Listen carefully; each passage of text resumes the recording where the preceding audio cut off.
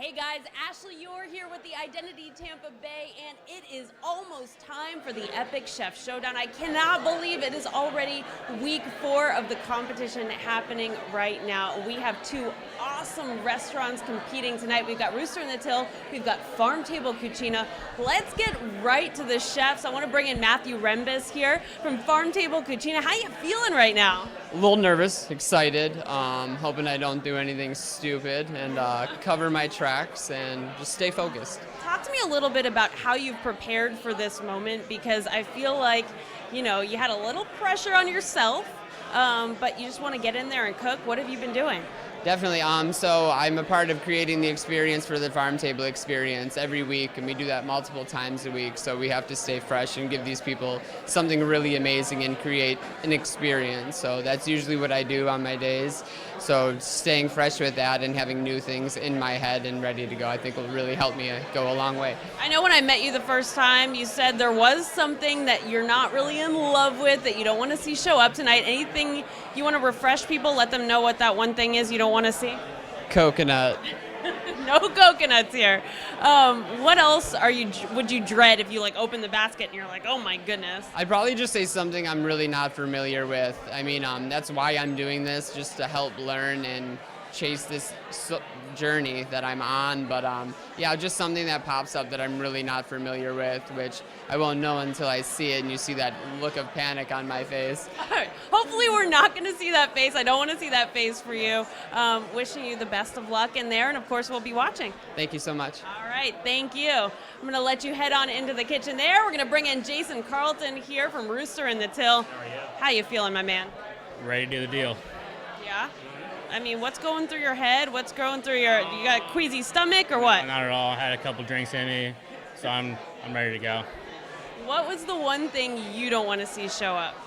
I hate bananas, so. You guys with the fruit. I mean, you had the coconuts with Matthew. You don't want the bananas showing up? I don't know. That's probably it. How do you feel? You've got a big crowd of people here cheering you on. Yeah. I'm really thankful for that. Yeah, it's actually my first time competing in cooking anything, so I should be ready to take on the challenge, though. And Rooster in the Till, I mean, a big name here in the community. Obviously, you guys put out some amazing food. Do you feel any pressure to kind of perform for the sake of Rooster in the Till? A little bit, just a little bit, but used to the pressure, but nothing can stop me. All right, best of luck to you in there. We'll be watching. Can't wait to see it. All right, so you can see 2 very confident chefs, 2 people who really know what they're doing in the kitchen. All right, now we're gonna meet one of the people who gets to taste all the food. Mike Calza, come on in here. How you doing? I've been practicing tasting food my whole life, so I'm very ready for this. You feel confident? Yeah. Plus, I was about to leave my house, and my wife was making tortellini, and I was like, I'm good. I'm going to eat pretty good tonight, I think that's a good call, because the food in there is, it's going to be amazing. And my wife is a horrendous cook, so it just works out for everybody. Is there anything you don't want to taste? I've heard horror stories of judges that wouldn't taste something because that's not something that they're used to eating. Is there anything that you're like, nah, I'm not doing it? No, I'm, as you can tell, not very picky. I don't like vegetables, but I'll eat them if I have to. I don't like anything too mushy, but I'm down for whatever. I mean, you don't have to eat the whole thing. It's little bites, taste it, and I'm good. I think we're good to go. And you've been a judge before. What are some of the highlights for you when you're in there, when you're sitting down? Just kind of describe for people what you experience as a judge, because it's a pretty cool experience. Yeah, I mean, you see these guys, how hard they work and how quick they can put it all together. And when that plate comes, it looks great, and it usually tastes 1,000 times better than it looks. And you're fortunate to eat so much of it the whole night. All they want to do is please you, and this judging gig is the best gig you can get. I agree. All right, let's warm up the vocabulary in terms of your descriptors, how you're going to describe all the food that you're eating. You got to get creative with that language, right? I'm going to tell you, I'm looking forward to having the one meal that I don't like, to be able to be the one judge and be like, this is horrible. You ever watch the TV shows? They're always like, this is... Yeah, it's a good idea, but it's undercooked, and you rush it a little bit. I mean, it never happens. Everybody's so perfect in here, but I'm looking to actually crap all over somebody's meal one day, but probably not going to happen. Probably not going to happen. Probably not with Farmtable and with Rooster in the Till. Have you been to those restaurants? I have, and it all stemmed from me eating here first. and realizing what great places we have in the area. And it set me off on a whole new escapade to find restaurants I'd never eaten at before. Yeah, they're pretty great. And obviously all of this for Feeding Tampa Bay, a really great cause and something I'm sure that's important to you as well. Yeah, and this is great. I never get asked to go on USO tours or anything like that, so anytime you can help anybody locally, and these guys, when you hear some of the statistics that they tell you about the people that go with no food, and these kids who go with no lunches, and it breaks your heart. So anything you can do to help, and if they could tell a fat guy he has to come and eat some meals by some of the best chefs in the area so that poor people can eat, I will do that any day of the week. I'm a fat guy on the inside, and so I totally echo your sentiments. It sounds good. To see your insides. I don't know what that means, but I don't either. All right. On that note, I'm going to let you get inside the kitchen, have fun tonight. Thank you very much. I appreciate it. All right. Thank you. All right. Now let's bring in the man of the hour. We've got Chef Jeff Philbin here with us this evening. He has been a huge champion for Feeding Tampa Bay. Obviously, the reason why we're all here and why we're all gathered out here at the Epicurean. Whoa. Hi. Hello, it's great to see you. Great to see you. What a night. I mean, already, I'm already laughing, and I know that that's a good night when everyone's already cracking me up. I'm already laughing. I'm already jumping up and down. I'm already skipping. I was doing the crip walk. Wait, I missed the jumping. Oh, I just did a little crip walk going into the theater and everything. What a night so far. What a night. What do you think is going to happen in there? Because Rooster in the Till and Farmtable Cucina, I mean, they're two of the best restaurants. Battle of the Bays right here. I mean, literally representing their respective counties. Incredible chefs, incredible restaurants. So it's going to be an outpouring of just creativity that I don't know if we've ever seen so far inside that theater. Are your tasting spoons ready? Oh, they're ready. I made sure they gave me extra ones tonight. I've already pumped up all the judges to say, hey, there's going to be more. We're going to have some fun tonight. It's going to be a really electric, and you just got to keep watching to see it all unfold. And I have to say, you've been a huge champion of Feeding Tampa Bay. Obviously, you're here, you're excited, you're dancing and jumping around. I mean, why do all this? Why is this so important for our community? I'm having fun with it because we can bring awareness to such an incredible subject here of food insecurity in our Bay Area. I mean, the 10 counties that this incredible organization serves, by just having a small dent with this incredible series of raising 750,000 meals, doesn't even compare to the 45 million that they do annually. So to have some fun, to bring some awareness to this topic, and to really kind of just enjoy the whole ride with everybody, this is why I do it. Because my dad taught me, when you give, you receive. And so the greatest gift that I can give right now is myself, and give all the energy and the passion that I have for this organization, this community, and I hope I make them proud. And you could actually be giving a little bit more when you do your home dinner for someone. I can't wait for that. I mean, with this incredible opportunity, with a dollar-for-dollar match up to $50,000 from an anonymous donor. And again, if you're out there in this world, drop me a line. I'd love to just say thank you in person. It's an anonymous person, so I don't know who you are, but it's just really special. But talk to folks about what you're going to be doing, because there's some awesome prizes that all you have to do is donate, and you could win them. Yeah, with a minimum donation of $25, you could have a raffle ticket that gets you incredible opportunities by texting PLATE to 74121. Be entered in to win a stay here at the Epicurean Hotel with a food and beverage credit. $100, that's pretty good. Dinner, that's awesome in itself right there. I could totally do that. Tickets to the Lightning opening night with a jersey.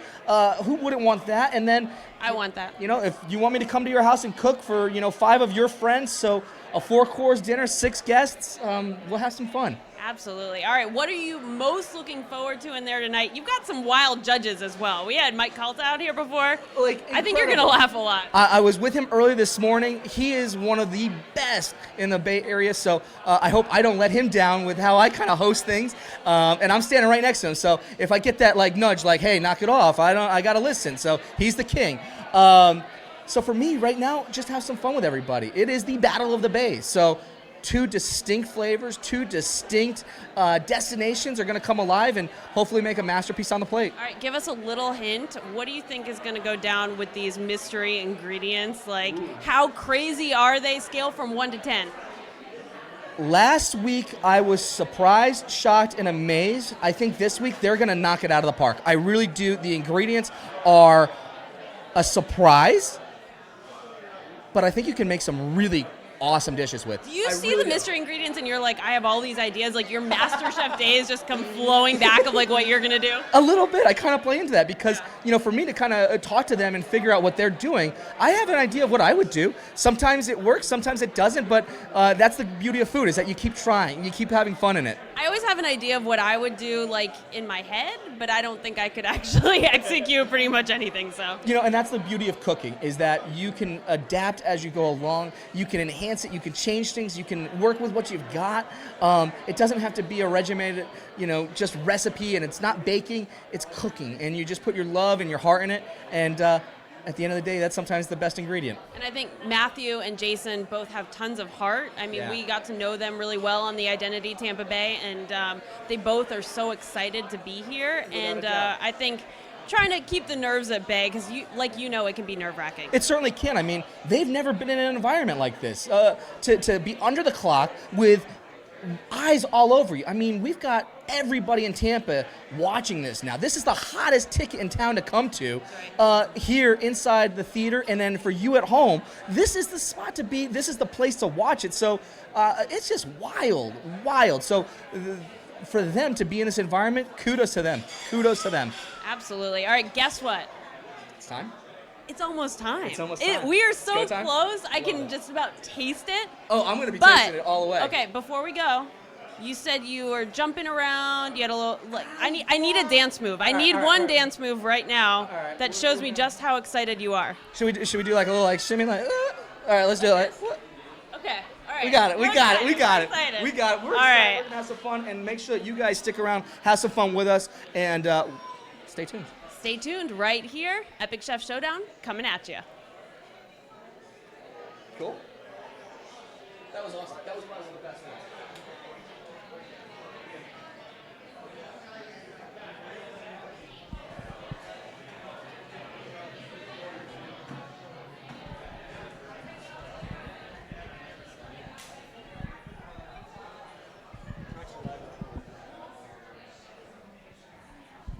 Test.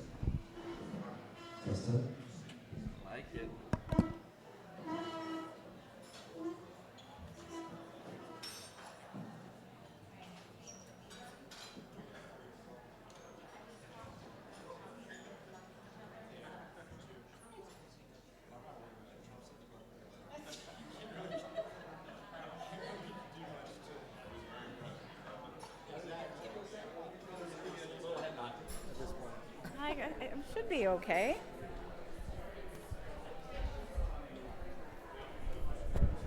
Go through the inside and over. Yeah. No? That's a good call. I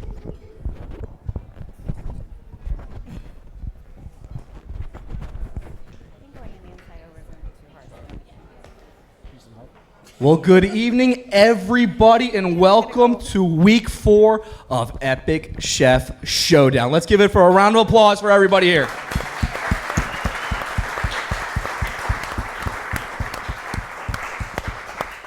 For those of you who do not know me, I am the host and MC for this incredible series. My name is Chef Jeff Philbin. I represented Tampa on Fox TV's MasterChef. Tampa was the most name-dropped city on that show, and Tampa, St. Pete are coming alive tonight. It is a battle of the bays right here, people.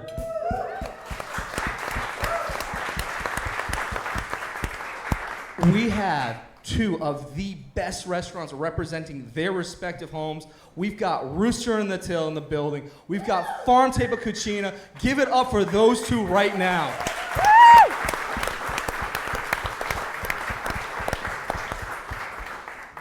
This incredible series is for a great cause, a great meaning to bring the community together, to have some fun, highlight some incredible chefs behind me, but also bring awareness to a huge issue that is plaguing our Bay Area, and that is food insecurity. And tonight we're going to learn a little bit more about what food insecurity is. We're going to learn a little bit about how you can get involved in it, and we're going to learn about just having fun and supporting it. So are you guys ready for tonight? This is the hottest ticket in town right now. You guys excited? All right, you guys ready? You guys want to learn who these chefs are?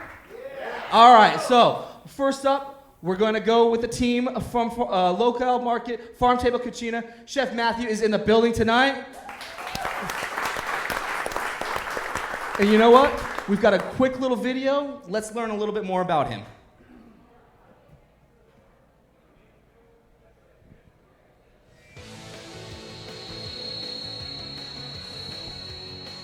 A blend of rustic roots and wild creativity, sous chef at Farmtable Cucina, Matthew Rembes, sees every day in the kitchen as a culinary adventure. There's a lot of spontaneity, I'd say, no days set. And I think that's why we all do it. It's constantly changing. You try to stay seasonal. You got to stay up on everything else that everyone's doing, or you'll just be lost in the mix. It's constantly evolving. It's constantly changing. There's always something new. That's what really got me into doing this. Yeah, I grew up. I used to go to my family farm up in Canada, and it stemmed from that. And they were also great cooks. So we had this great product that you don't really mess with. It's beautiful on its own. You pick it up, dust it off, maybe a little salt and pepper, and call it a day.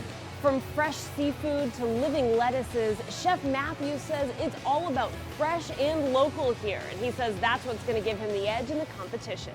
We source locally and just really stick true to that name. I think that's what we are as chefs. If we just got this beautiful product from somebody and just did away with it, we really wouldn't be doing our job. And then we just bring it through and present it on this plate and take it even a step further. So we take it to that next level and really show what their awesome product did for us. Something that fresh, it speaks for itself. You really don't need to do much to it. And I think that's what's awesome about fresh and local.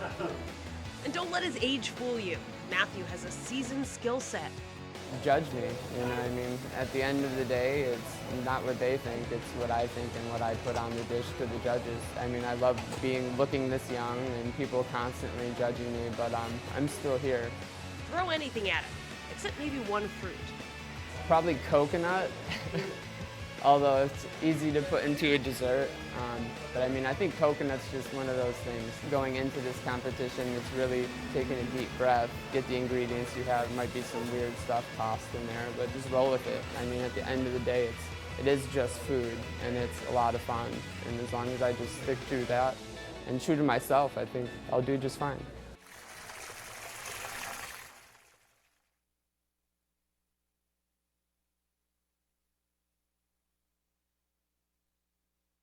Opponent this evening from Rooster in the Till, Chef Jason. Give it up for him.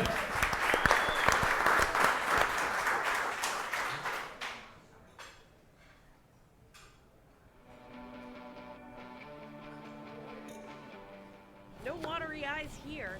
Cook at Rooster in the Till, Jason Carlton, says there's no way he'll get chopped from the Epic Chef competition. Winning has always been my mentality throughout my life. I played a lot of sports way back in the day. When it's for charity, it almost feels like it's more than just winning.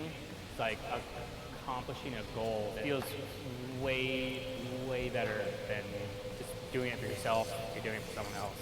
For Jason, it's all about the diner's experience. Found out this weird thing that people do when they eat. It's when they take a deep breath and close their eyes. And it's like that was good. That moment I watch to see people do, and it's like, wow, I just made them do that. This open air kitchen at Rooster in the Till is similar to what you'll find during the Epic Chef competition. Chef Jason says that may give him the competitive edge, plus he gets to talk to people like me sitting at the bar while he's cooking. When you're going through the motions and you have about 10 or 12 things working at the same time, it's really hard to talk to customers at the same time, but sometimes I have to say, hey, I'm kind of busy right now. I'll give it to you in a second. I really wouldn't be doing this if I don't like to do it. That's the type of person I am. If I don't like to do something, I'm out of there. He's bringing that fiery spirit to this culinary battle, just like his teammate did. My experience, well, I don't know how good my advice is because I lost in the first round, and I actually made something that one of the judges almost wouldn't even eat just out of not liking chicken liver. So I would just say keep it simple, and people like fried food, people like, really simplistic food, and I think that's the way to go to win. Just putting random stuff together and making it come out good.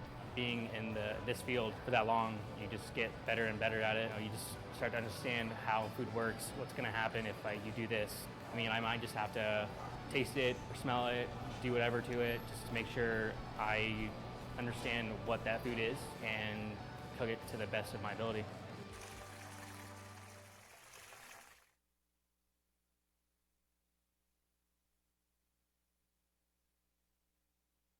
The words were, keep it simple.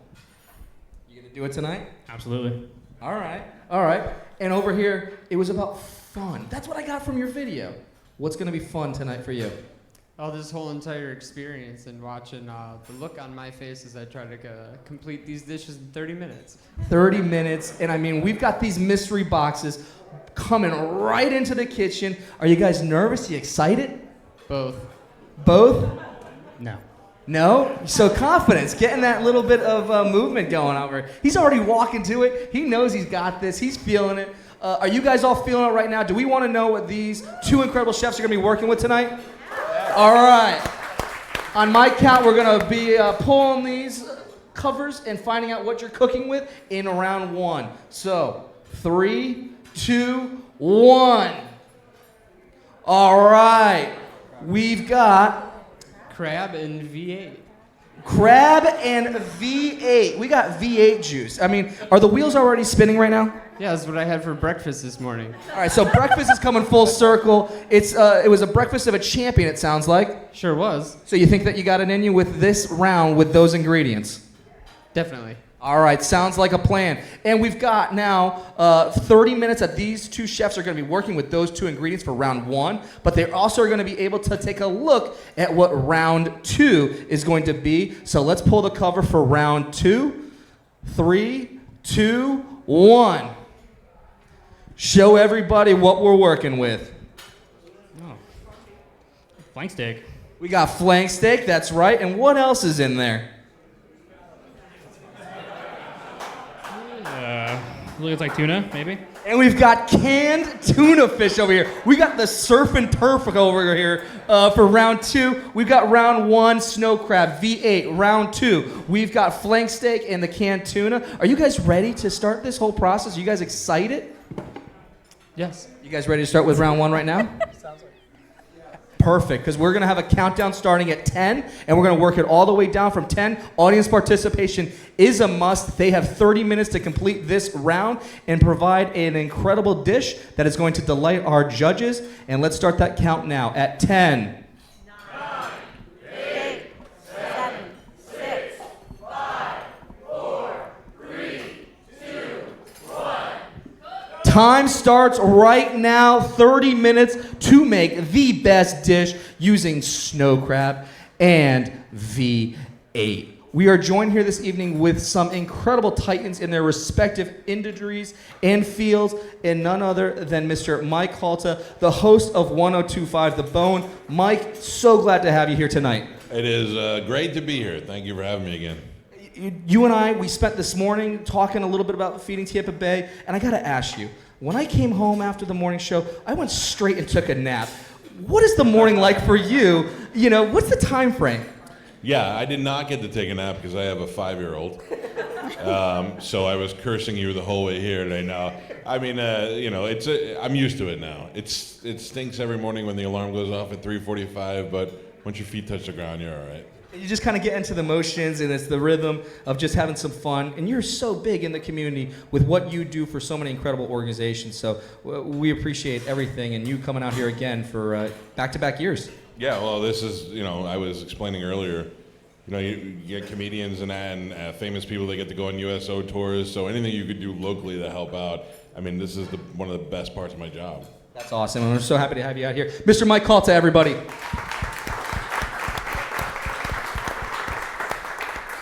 We're also joined this evening from Edible Sarasota, Miss Tracy Freeman. Tracy, it is so good to have you come up here from Sarasota. Hello, thanks for having me. Oh, it's an absolute pleasure. So tell us what's going on in Sarasota. Tell us a little bit about Edible Sarasota. We are a local food magazine. We talk a lot about farms and local artisans, chefs, everything that is local to our area. And you guys are one of, 100 publications in the nation? We are, and we are hosting the Edible Community's annual meeting in Sarasota this year. So we have all of the edibles traveling to Sarasota. So we're super excited about that. So it sounds like Sarasota is the place to be. I think so. All right, well, tonight we're going to showcase Tampa, St. Pete, and we're going to show you what we're all about tonight, too, okay? Fantastic. Awesome. We're also joined here with Matt Dickhouse, who is from Chef Ami. It is so great to have you here. Thanks for having me. Great to be a part of it. Now tell us a little bit about your business, because you've got something that's so cool, so trendy right now. Yeah, so we are a local meal kit company. We are here in Tampa Bay area as well as Gainesville. And what we do is we bridge the gap between the CSA and your table, bringing you farm-to-table produce, recipes, everything you need to cook dinner in about 30 minutes, right to your doorstep. So a competition like this, 30 minutes, you think you could do something like them? I don't want to put down these great competitors. I'm sure they're gonna do it. They're gonna knock it out of the park. But honestly, if they said, "Hey, coach, like I'm ready, like tap me out, tap you in," are you ready to jump into the ring at some point? We do have about 130 recipes. They can be cooked in about 30 minutes, so I might have an advantage there. All right, so you might have to jump in at that one, but you're looking at these ingredients. You're looking at snow crab. You're looking at V8 as a juice. What's going through your head, since this might be already in your wheelhouse? I'm thinking maybe a bisque, a soup, something with the V8, the tomato and crab, they go well together. So yeah, I'm excited to see what they put together.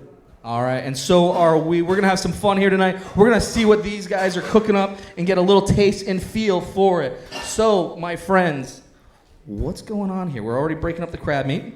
Well, I'll tell you what, I think this is the most time-consuming thing that I'm going to be attacking here, so I figured I'd get into the crab first.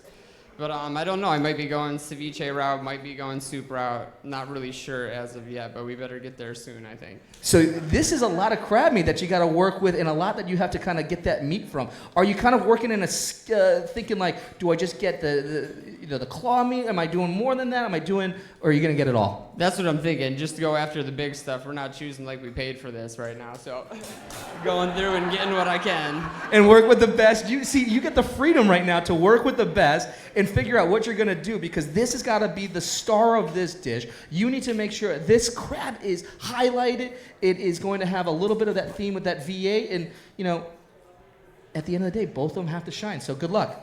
All right, let's check out what's going on over here with Rooster and Till. Rooster and Till, we got a lot of movement over here with the crab. What's going on over here, though? Trying to make maybe a crab fritter, something like that. Okay, cool. So you're going to be frying. And Brian in your video said, keep it simple, do something that's fried. Was that an influence in a dish like this that was going through your head? Because you don't know what the ingredients are, but you might have an idea for how you might prepare it. That's kind of what I was going for last night. I was looking up fritter recipes, and I was like, maybe I should do that. So is a fritter something that's really comfortable for you? Do you work with fritters quite a bit? I used to, yeah. All right, so tell us a little bit about your background and where you're from, because you used to be all over the place, it sounds like, in Tampa. You've had a little bit of experience everywhere. Yeah, I did. Just working everywhere, feeling out wherever I can, just doing my deal. That's awesome, and that's really cool to see you having some fun doing your deal. And you know what? We would be remiss if we didn't give some shout-outs and appreciation to the team here at the Epicurean Hotel. We are inside their signature theater here at the Epicurean Hotel, and I am joined with none other than Mr. Kevin Scott, our general manager here, who would love for you all to learn a little bit more about us. How are we all doing tonight? Yeah? How's the first course taste? Is the cheese stinky enough? Okay. So on behalf of Mainsail Lodging and Development, our parent company, and the Epicurean Hotel, I just want to welcome each and every one of you. And judges, thank you so much for your time this evening.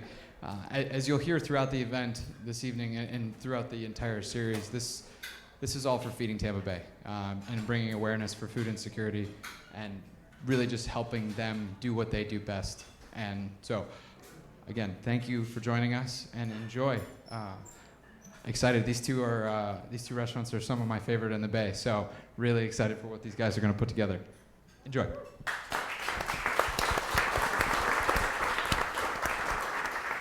And we are also joined here with Miss Kelly Sims from Feeding Tampa Bay, who would love to say a few words. Kelly, thanks so much for having me a part of this entire series. This is just so much fun. Thank you, Joe. Thank you so much for being here. Thank you for supporting Feeding Tampa Bay. We like to think of Epic Chef as celebrating some of the favorite things we have within our the things that we do. First of all, we're celebrating the skills of these great chefs, the restaurants who support us, this venue and Epicurean that is so kind to us, and the many sponsors that are sitting here. One of the things it also does is remind us that as we serve the 700,000 people that we feed every year, it also reminds us that food is more than just the meals in their stomachs. It is the opportunity to commune around a table. So as we're having a great time tonight, think about those many memories that you have with your family or your friends around a table. So when that food goes into that family's home, they get a chance to sit around and have that same memory. And without that food, they don't have that opportunity. So again, thank you for being here. Thank you for supporting us. We're so very thankful for you, and have a great time.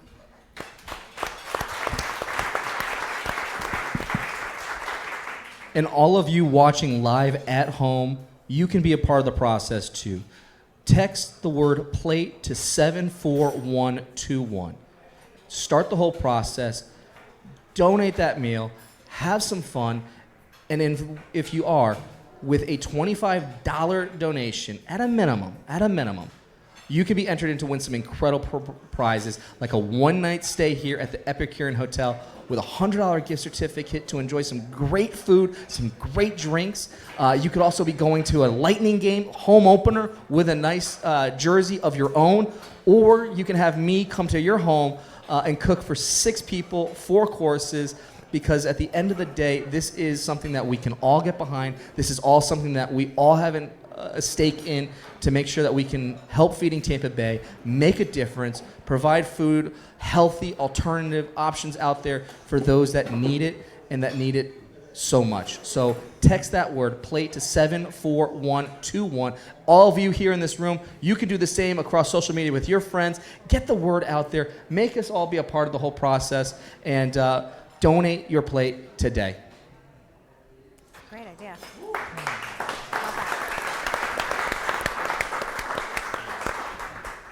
All right, 10 minutes have passed on the clock. We're into the 20-minute mark here. We've got some zesting going on. How important is it to bring out, because I love how you're zesting right now, how important is it to work with zesting versus just the juice? Zesting for the juice is just more concentrated flavor, more of what I'm going for. I don't also want to water down this already waterlogged crab. So I'm trying just to inject flavors, get everything nice, fresh, kind of let that do its own. If it's going to be the star, I really can't mask it, because crab will really take on anything and also kind of lend itself. And all those essence come in that oil, and that's what you really want, just that little bit of hint, a little bit more of a depth behind it. So really smart take on that, and I really appreciate the fact that you're going with the zest versus the juice, knowing that it would bring a little bit too much moisture into your dish. Yes. Very cool, very cool. All right, what do we got over here so far? I see the V8. It looks like we're cooking it down. We're making a nice little reduction, it looks like. Might be. I haven't really figured out that part yet. All right, so we got the idea for the fritter. We're confident with the fritter. This is going to be the best crab fritter. We're working with snow crab. Do you like snow crab? Absolutely. I love snow crab. I mean, it's one of the best. It's so accessible. It's fun to work with, and so we're just doing some peppers. What are the peppers for? You can working them into the fritter mix? Yes, I am. What else is going to go into that mix? Onion. Might do some spice salt, a poblano over there maybe. All right. Do you want? So we're going to work with everything from Uriah's farm as well. I mean, this is a great local company here, based in Tampa, doing some incredible things. You have everything to work with. You've got some romaine lettuce, some rainbow chard. I mean, have you been tasting along the way? Yeah. And what's your take so far? Good. It's good. All right. So we know what we're working with. We got some fresh fruits. We got some fresh vegetables. We're already seeing that happen over here with the zesting and everything. We're also going to see this week what's going on in the fridge, because I want to help you, my friend. I want to make sure you know what you've got, what's in the fridge, what we're doing. All right. So do you guys all want to know what else is going on in this fridge too? Have you ever wondered that and like was watching a cooking show and was like, what else can they cook with? I don't know. All right. So we've got some bacon. Anyone want some bacon with that? Do a little bit of some fattiness in there?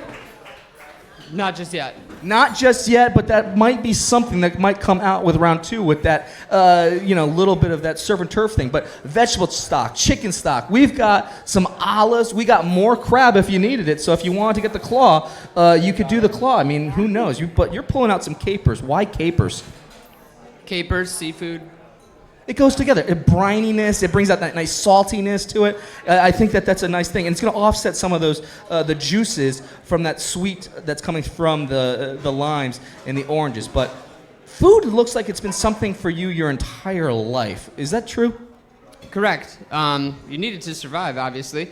But it really helps if it tastes good. My whole life, I mean, everyone surrounding me, my aunts, I mean, my father out here, mother out here, always cooked, and I mean, they always tried to make it taste good, and they did great for the most part, you know what I mean? Definitely amped me into liking food. I feel if you grow up with good food, you tend to kind of be drawn towards it. You know, it's the picky eaters, I think, that grew up with. It's the picky eaters, exactly. But the hamburger helper, Tracy over here, my judge friend, is saying that hamburgers might be one of her favorite meals. She loves a cheeseburger just as much as I do. Tracy, is that true?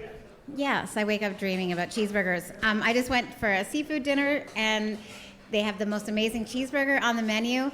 And I really wanted to order that cheeseburger, but it wasn't the right time or opportunity. But I woke up in the morning, and I was like, I regretted it. I said, I should have just had the cheeseburger. You should have just had the cheeseburger. So you've got our chef over here saying, like, I'm not really into the hamburgers of all the world, the helpers, but you love cheeseburgers just as much as I do. I think you need to come down to Indigenous in Sarasota and try his uncle's cheeseburger, because it's the best thing I've ever had.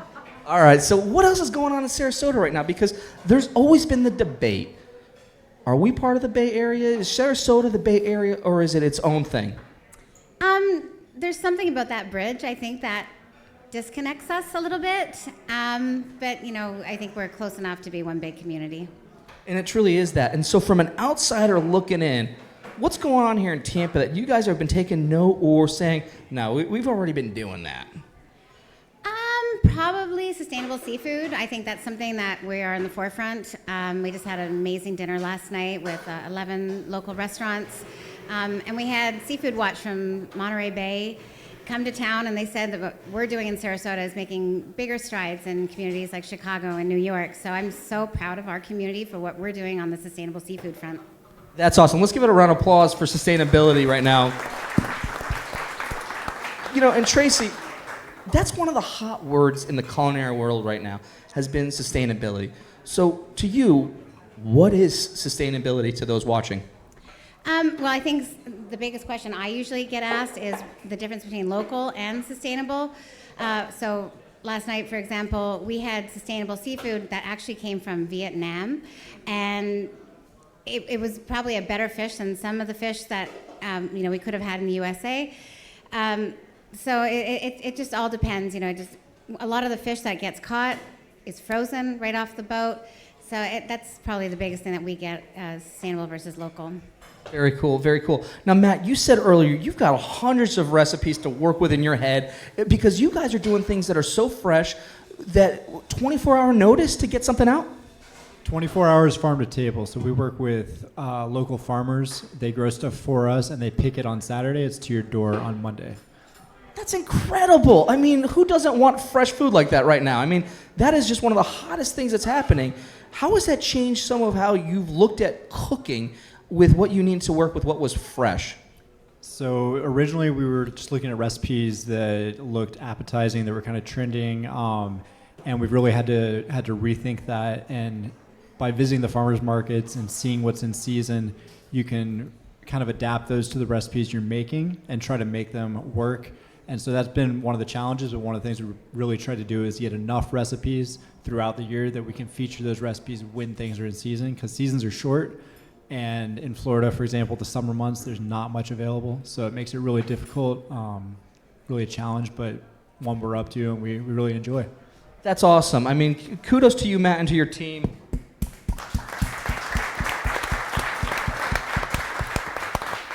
One of the things that I've learned throughout this entire Epic Chef process has been more of really working within the seasons, working within the means, and how important and vital it is for the summer months for an organization like Feeding Tampa Bay to really have the opportunity to get fresh ingredients, to be able to source in some things that might not grow here, like tomatoes, during the summer months as prevalent as other areas of our country. So kudos to you for also doing some cool things and having that creativity. I think that's really what food and cooking is all about, is creativity.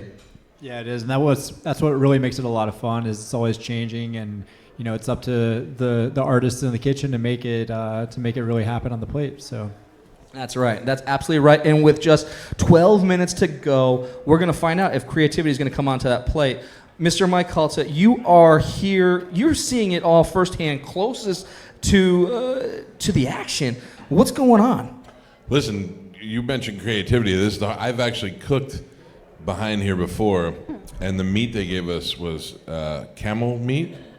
You cooked with camel meat? Yes, except I'm not very creative, so I made camel meatloaf.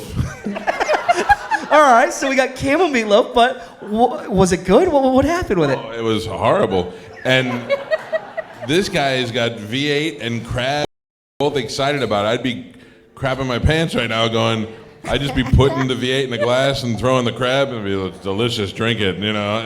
This is the hardest part of what they do, and it's fun to watch them work.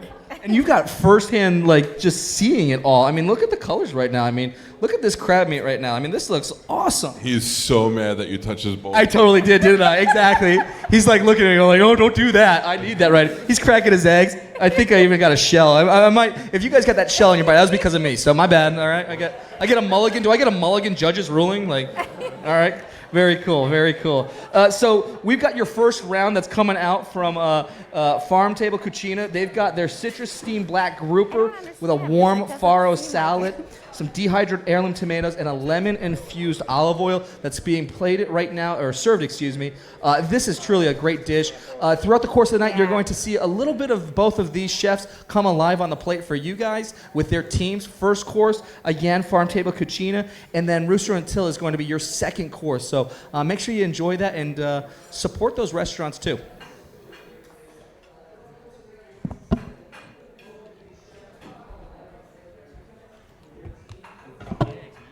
I'm sorry. I got that in.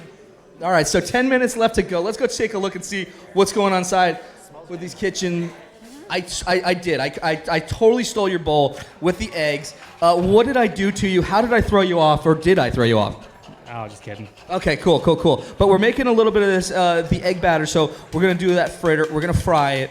Are you seasoning the flour? Are you going to do anything to really kind of make a base? I seasoned it with cayenne, smoked paprika. It's going to have salt and pepper in it. Okay, so you got a little bit of cayenne, so you're bringing out some heat, some warmer flavors to it there. And how are you going to offset that with working the V8? Have you figured what you're going to do next? I'm going to throw some sauteed fennel in there, which I got in the oven right now. And hopefully I can make some kind of sauce out of it. Cool. That's what I would have done too. I really think that that's a great subtle touch. You cook off some of this, that flavor, and then at that point, what you're able to work. Oh, nice. And you put a little bit of bacon in it too. Yeah, that's going in the mix. Oh, wow, nice. So bringing on that fattiness, but yeah, I would totally go with a nice little reduction over here as well. I think that that's going to play really nicely with those fritters. And then what's going on? We've got some action over here. What's going inside the blender? I'm thinking some sort of dressing with this V8. Okay. What else are you putting into it? Garlic, shallots, and a little bit of salt. I'm going to blend it. I'm going to add some juice, stretch it out a little bit. Nice. But you're going to keep the V8 as opposed to how your competitor is doing it, where he's reducing it down. You're going to keep it right from the bottle, and you're really going to taste the V8 come from it. Oui. All right. Oui. That's right, because you are from Canada, from outside of the Buffalo area, too. Is that correct? I spent a lot of time in Canada. So for you that's watching or know me a little bit, when I was on MasterChef, I had to leave home. I was out there in California for 2 months filming the show, and my soon-to-be wife, Beth, who, if you're watching, I love you, with Holden, our son, I love him even more. Yeah, he's 2 years old. He's the coolest kid in the world. He's awesome. They are the light of my world. But when I was out there on the show, they were up in the Buffalo area, and they were just just loving everything. That's where they're from. That's where you're from, up in that neck of the woods. How much of an influence on the cuisine? Because let me tell you, they are a foodie town. Has influenced your way in the kitchen? Definitely a lot. Up in the family farm in Canada, it was pretty crazy. You're gonna have to follow me because I got. We're following. So yeah, just grabbing like the fresh, warm eggs out of the hen house, and really like that slowly started to train me that before I even knew it, that like where it was all from, actually getting the milk that we're enjoying with our cereal, all of that. And I think that's what we really got to get back to as chefs today, like the products and making the farmers who make no money famous, because that's what we need to keep living, It's absolutely truth. And we're going to let you get to it because you've got 7.5 minutes to really work with in round one. But Matt, let me ask you, you just heard it from our chefs about getting to highlight the farmers. How much of it is part of telling their story, just as important as telling the chef's story who are making those dishes? Yeah, I think it's a huge part because without them, what do we have? Nobody in here knows how to grow food, I'm pretty sure. So, the work that they're doing is so important, and especially the ones that are dedicated to sustainable and the organic practices. It's not easy at all, and you're so dependent on the weather. It's not easy to forecast out what your sales are going to be or what you're going to produce because, it's a big gamble they're taking, and it's definitely important to highlight the work they're doing for sure. I couldn't agree with you more. And this has got to be music to your ears, Tracy, because this is a huge piece of what you and Edible Sarasota are promoting, certainly on a more seafood approach and everything. But even so, with the local farmers, with their produce, this has just got to be, music to your ears. It was music to my ears. I just want to go over and give them a big hug. Without the farmers, we have nothing. So, yeah, hallelujah. It's just an important process. And without good ingredients, you can't make a good food. And without good food, you can't create a great experience. And that's what cooking is all about, is about the experience. You're all here this evening as a testament to being a part of an incredible experience here at the Epicurean Hotel, inside their signature hotel. And it's just important for us to have fun. And Mike, you do a lot of things out in the community. You're always eating places. You turned me on to Cafe Chibo. When you see some of these restaurants, what are you looking for in a great restaurant here in Tampa? I don't share the same love for the farm. I do. I appreciate the farmers and the work they do so that I don't ever have to do it. I don't want to wake up and milk any cows or get any eggs, but I do appreciate when the fresh stuff comes. I enjoy finding the small local restaurants that are mom and pop-ish, if you will. Cafe Chibo is one of my favorites because it's got exactly what you want. We've seen the Disney movie, big fat Italian owner comes over and feeds you spaghetti and stuff that's not on the menu. I like places that make you feel comfortable when you go in there. I do too, and I think that's really where Tampa Bay as a whole scene right now has that. We're seeing an evolution in the food space where we're getting to know those restaurants, we're getting to know those restaurateurs, we're getting to know those chefs, and to another extent, those farmers that are creating this. So you get to know these people, and they get to know you. Sure, and you certainly want to know where your food is coming from these days as we get more educated on where the food we've been eating for the last 30, 40 years have come from. We appreciate the farm a lot more, especially the local ones. Big time, big time. And we've got just 4.5 minutes to go with round one. We're going to see what these two culinary titans from Farmtable, Cucina, and Rooster in the Till were able to do, to delight in everyone here. Are you guys having fun? You guys having fun? I don't hear you guys. I really don't have that energy. Mom and Dad, where's Mom and Dad here? Is he doing a good job so far? Are you guys seeing it? You guys, let's go check in with Mom. We got to check in with Mom first. Aww. All right, how's your son doing over there? He's doing great. A little nervous for him? No, I think he's got this. He has a lot of praise for you because a lot of his culinary schooling was from you. I know. He's a great kid. And that's something special. There's something special about cooks with their moms teaching them. There's some beauty behind that. Yeah, he's always had a great interest in cooking, so. And it's showing tonight. He's having fun. You're having fun. Dad, let me ask you. He's just lighting it up right now there. How excited are you? Very excited, very excited. He's doing great. And you guys came from the Buffalo area outside of Canada, so working with some great things, knowing your farmers, knowing where your food was coming from. How important do you think that influenced your son right now? It had a great deal of influence on him. He always was hands-on when my friend and I were doing anything. His dad had cows and pigs, and we were in the stalls and everything. He did everything from from raising them to the slaughterhouse. So he's seen it all. We're just eating that. Seen it all. And tonight, he's inside the Signature Theater at the Epicurean Hotel, and he's got eyes all over him. He's got cameras. Is he ready for it? Yeah, he is. He is. Awesome. Well, he's showing it, and we're going to give him some more love over here. Let's give these chefs a round of applause. They've got 2.5 minutes left to go.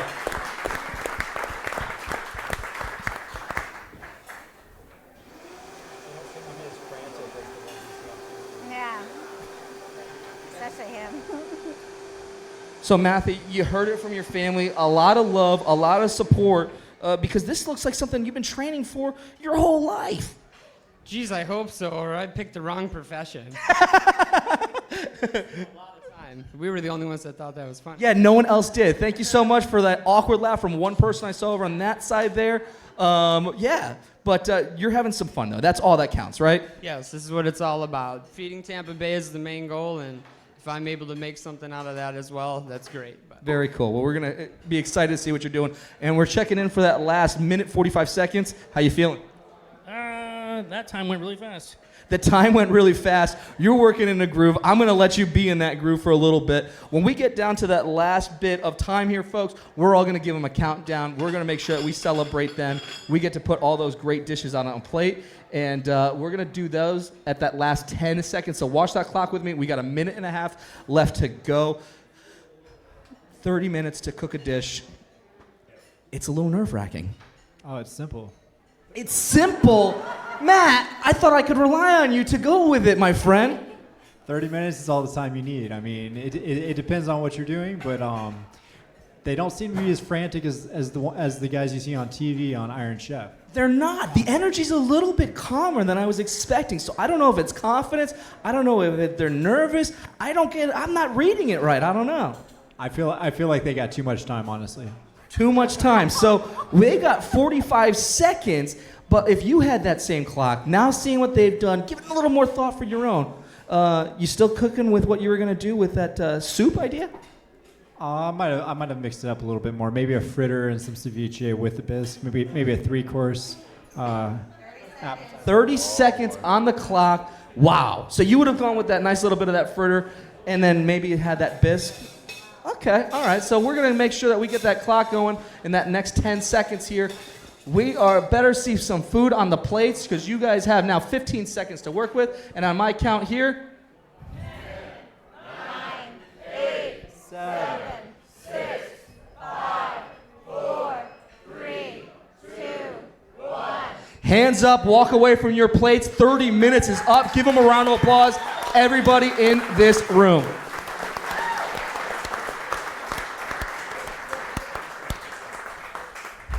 All right, we're going to start over here. Jason, how do you feel about round one, my friend? We're actually going to go with you and get a little feel for it with some photos. Jason, tell me, did we get everything on the plate? Yeah, I think so. Yeah, my induction little burner ran out of juice, so. It ran out of juice? We didn't have juice for you? Kevin's running over. He's like, I'm going to make sure we're going to have everything going so that way then we know that when we go into round two, all the equipment is working for you, okay? Hopefully my fritters are done. Okay, we're going to make sure we're hopefully going to go with those first. Come on over into the center here with me, and let's tell everybody watching what you cooked for these judges tonight. I made a crab bacon fritter with a V8 fennel kind of reduction, a little bit of sugar, and salt and pepper. All right, cool. Judges, you are judging on 3 things tonight. Flavor, creativity, and presentation.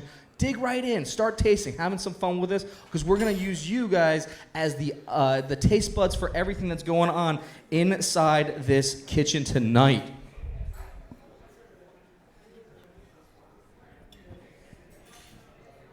The suspense is like, just getting at me right now. It's like, I got my friend over here. You're totally getting into it too. You're getting nervous for him. What's going on through your head? I am so nervous for them. Why are you nervous? You got to see everything. I know, but it was just 30 minutes and they did all this stuff and I'm so nervous. 30 minutes. If you had that same clock, what would you have been doing with those ingredients? I would have made a Bloody Mary and stuck the crab claw in. All right, so you and Mike right there, driving together, eating together. Yep, just doing it right, doing it big. All right, so Mr. Mike Conte, you got into the first couple bites there, it looks like. Is it better than a Bloody Mary? You're just putting the crab leg in? Yeah, he definitely scored above the Bloody Mary. I was worried that he was not going to have enough juice. It's very sweet, and then when you bite into it, you immediately get hit with that bacon. And usually when you get something that has crab in it, you got about that much crab. There's nice chunks of crab in there, and all the flavors work great together. I think it's delicious. That's awesome to hear, because he also took that a little differently than his competitor. He reduced it down to thicken and really intensify those flavors. Are you getting more concentration coming from that V8?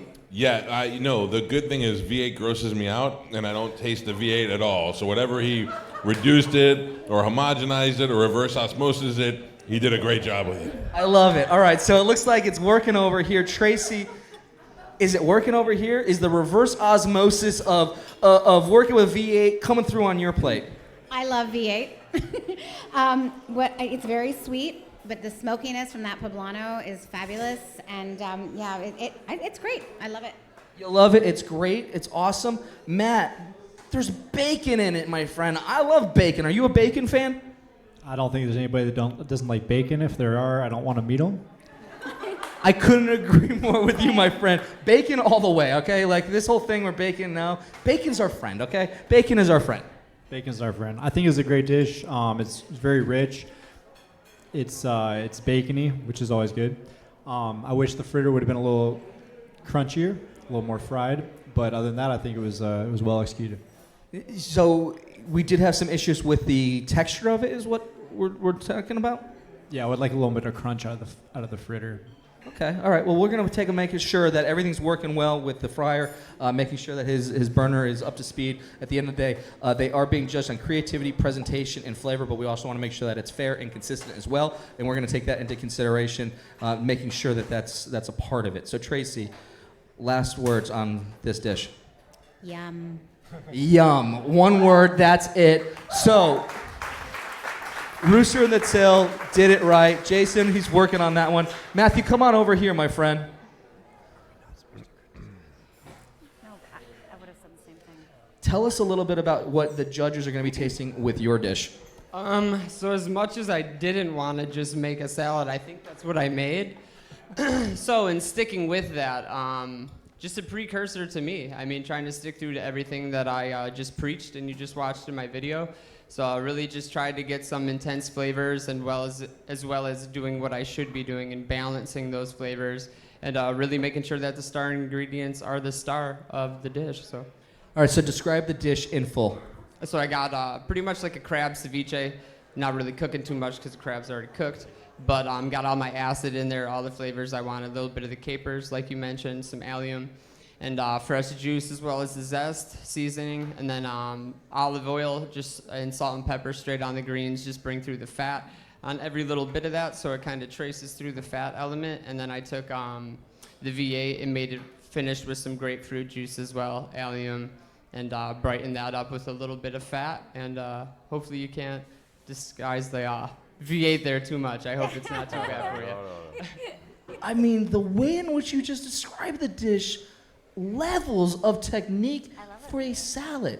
Is it in your wheelhouse to just do something simple, or it's like, I'm going full throttle to the wall and I'm going to make the best salad that you've ever had? Yes, what you said. I like all of that. You're good at all of the above. Okay. All right. Because it sounds like it's just like a technique and the finesse behind it to really kind of balance out where you're getting that fattiness against where you wanted the acids, against where you wanted those sweet to come through, it sounds like. Correct. Yeah, so you always definitely want to make sure, like we said, it tastes good, most of all. That's one of the big points. So I tried to do as much in that little bit of time, the vinegar, the acids, the salts, the fats, and all that, and try to really make them all go together into one component. Well, let's see if it's one component and it's going to set you on your path for maybe winning round one. Mike, tell me, what's going on over here? Well, it's pretty good. Pretty good. I got a mid-bite. And so we're gonna turn that over to Matt so he can help me out here a little bit. Matt, we got into a couple bites. It looks stunning. It does. The presentation is definitely phenomenal. You know, they say you eat with your eyes first. It's true. When you see this dish, it already looks appetizing. It really showcases the crab. It's not much done to it, but you got the big lumps there, and then the freshness of all the vegetables. I really like it. Love to hear that. Tracy, was the crab the way in which you guys do it in Sarasota? Would this be on a would you guys be featuring this in Edible Sarasota right now? Yes, I loved it. It was so fresh and delicious. Yeah, this is a great dish. Now, he played it very close. He did a lot of finesse, a lot of technique behind the ingredients. But did he really kind of weave in and really use those ingredients, the two ingredients of crab and the V8, to say, I'm going to make my own dish out of it? Or did he play it a little safe and really kind of just let everything else work on the plate? Well, I mean, a salad's safe, but it's what he did with the crab is great because it has zero seafoody taste. It's very citrusy, and it's a very refreshing. It's what you want from a salad. It tastes very fresh, which clearly is what he was going for. And I couldn't agree more, and he did that just well enough. Let's make sure that we get those last few bites going for round one, because we're going to go into round two after these judges score. Let's give it up for these chefs, round one in the books.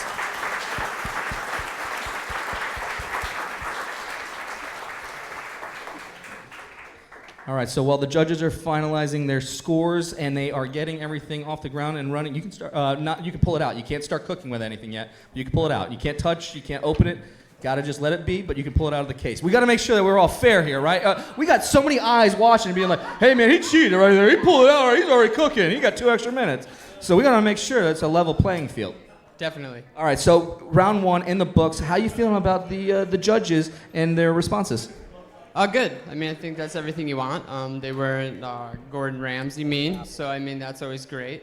And yeah, really at the end of the day, I'm just trying to have fun. Yes. I'm enjoying being here. I'm having a great time. That's awesome, and it certainly shows with a dish like that. Last words, round one, they're over. The fritters were really good, they say. They really liked them. We're going to make sure that everything's working. You look like you were taking a look at everything, and we're back up into speed here.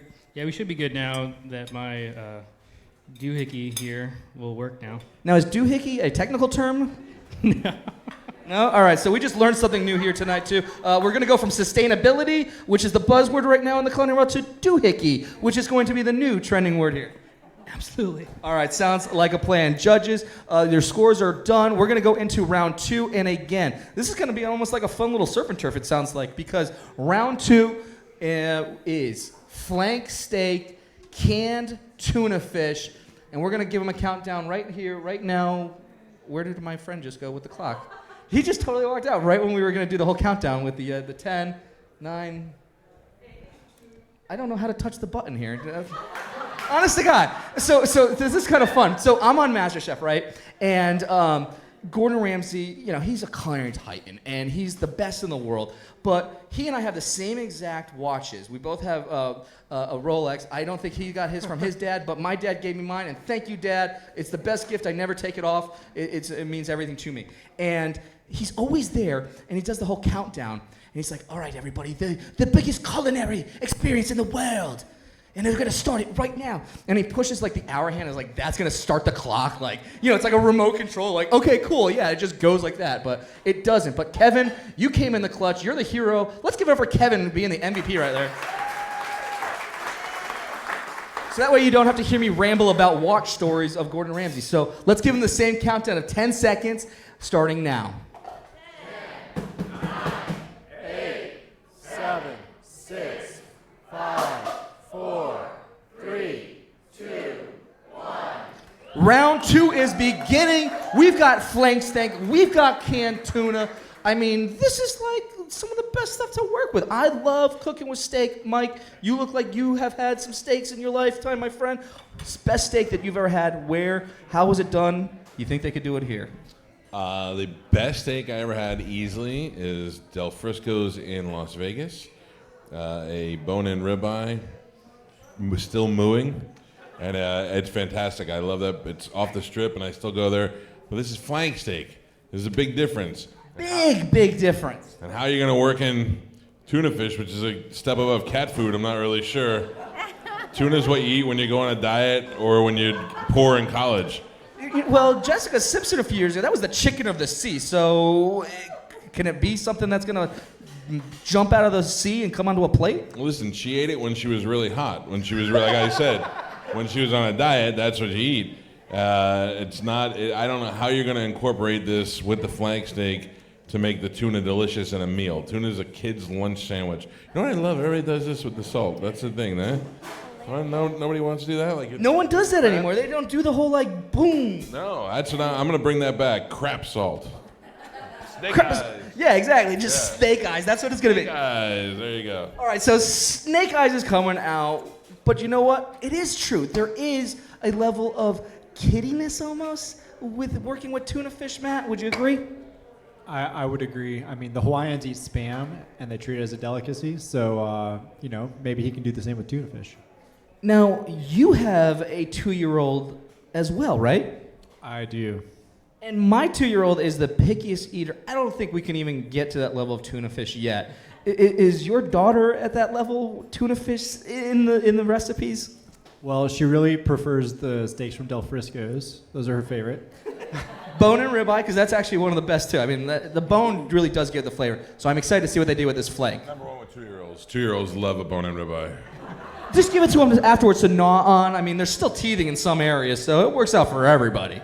It does. You got to give them the bones. They'll be happy with that. You'll save yourself about $65 on the dish. Toys are expensive these days too, right? They are. That's awesome. And Tracy, you've got your kids here too. They're enjoying. They're watching this at the comfort of your of the hotel room. Or their heads through the window over there. They're popping their heads out. They're like, "Where's Mom? I'm hungry too." But what I wanted to say about flank steak, my husband is from El Centro, California, and we have carne asada all the time at our house. So flank steak, after you marinate it and put it on the grill and the way you slice it, is a great slice of or cut of meat. So I think they're going to be okay. I do too, and it's a humble meat. And you've seen a couple years ago, hanger steaks come onto recipes in restaurants. Flank steaks came on. It was a cheaper piece of meat because the meat prices went through the roof a few years ago. So chefs and restaurateurs had to be creative with bringing in steak dishes, but had to kind of weave in other elements of the cow because it was just too expensive for their market cost. So fun-filled fact that you guys all just learned there too. That was where you saw hanger steaks come out into the market, flank steaks coming out. And we've got your kid here right now. Oh my gosh, is that okay? Wait. Hi. We got Tracy's mom. We'll let you guys have a little. Let her in? I don't. We got Kevin. Yep, exactly. It's always a good time. You want to catch up with your mom for a second and say hello to her? Okay. We'll let you guys get to it. We're going to check on our chefs then and see what's going on over here. Who let you in? It's all live. This is so much fun. I'm having such a blast. Are you having a blast too? I mean, we're working on a little bit of a mise en place over here. We're getting all of our ingredients kind of prepped, ready to go. We're scoring these mushrooms. What are you doing? Scoring the trumpets just because everything is time sensitive here, and I definitely want to make sure I don't give the judges undercooked trumpet mushrooms, that's for sure. So I'm scoring to speed up the cooking process as well as give a little wow factor on my... And that's something that's really important too, because you heard it from Matt earlier. You eat with your eyes, and that's something that right now is very important to see in our restaurants coming out of the Bay Area. How important is it to the menu that you guys are doing over at Farmtable Cucina, knowing that so many eyes and so many feet walk into your location on a daily basis? Oh, it's huge, and I mean, especially at this level of the game, everyone that comes in, isn't like Michael Chang, ugly, delicious, like let's get down to the root of this. Some people are starting out for the first time on their culinary journey, so I think we need to treat everybody that they don't really know as much as we do, as much as chefs like to assume so sometimes. Absolutely, it's the truth, and I think that's where you're showing your technique, your ability to really kind of give reverence to those humble ingredients. Oui. Awesome. Let's check it out over here at Rooster Hill. What's going on? That's a lot of salt. We're working with it, but you're making a nice little bit of a reduction here, it looks like. Fish sauce, brown sugar, added the tuna in there, poblano pepper. Dude, you do got a lot of salt going on in this. So what are you thinking of doing with it? What's going to be the final product, and how are you going to cook that tuna? I don't know. I don't know. You're just kind of going with it, hope for the best, tasting along the way. I love how you're doing that. You know what? I'm going to do the exact same thing too and see if you're tasting what you're wanting me to be tasting and to see if I'm tasting. No, it's not. It's not it? No. What does it need? Nothing more salt. No more salt? No more salt. But you know what, though? You got a lot of great citrus fruits to work with. And that's something really great to be a part of this because, you know, Uriah's has been a huge supporter. Let's give it up for Uriah's. They have been consistently supporting this incredible group and this organization with providing great ingredients to work with. So they've got some fresh herbs to work with, parsley. They've got some lettuce. That really was a little salty. They've got so much to work with, but you also have those citrus fruits, as well as everything inside the kitchen. And I just was totaled up the scores here. So when we're going into this round, there's a little level of, a little bit more on the plate right here, on the table here, because there's only 5 points that separate these two chefs with round one. I don't know who won it. You don't know who won it, but only 5 points separate them. So the pressure is on.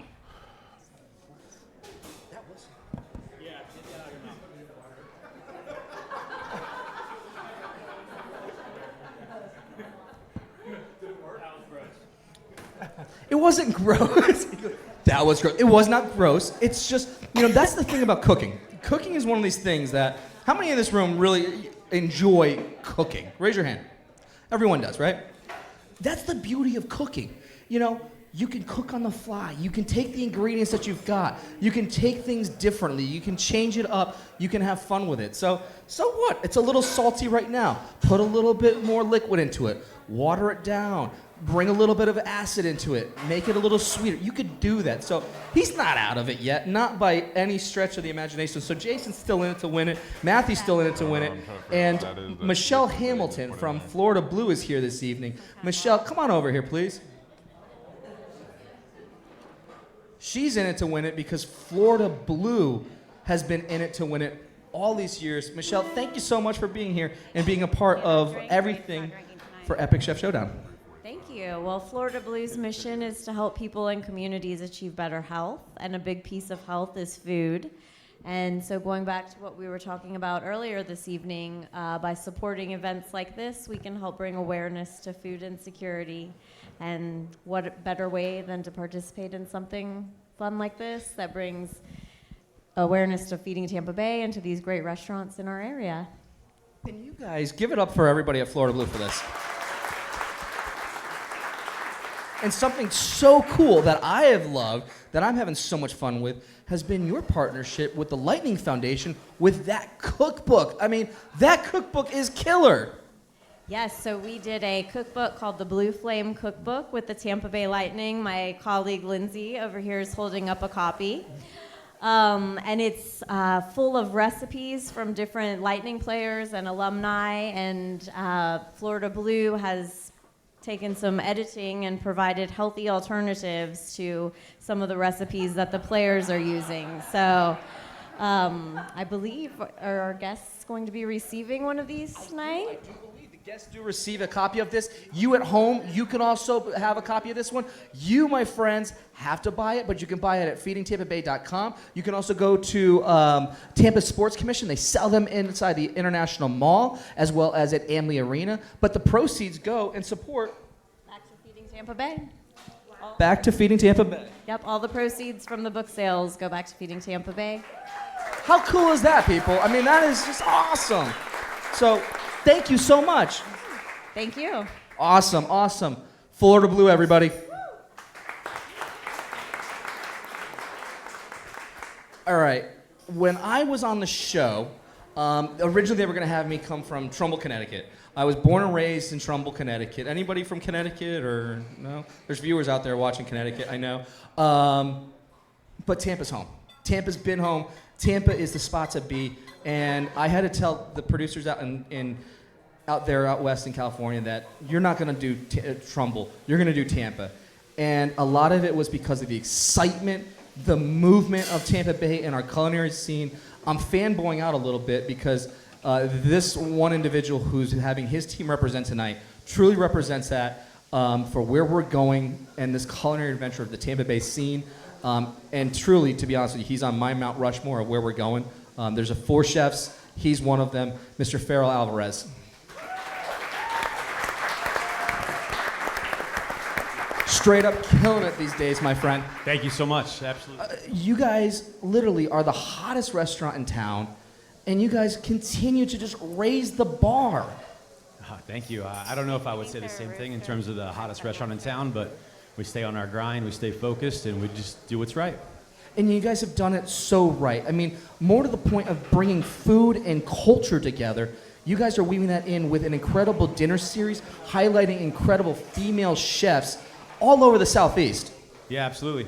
So every summer, when it's slow, I had this great idea to build extra revenue. That's really how the idea came to be.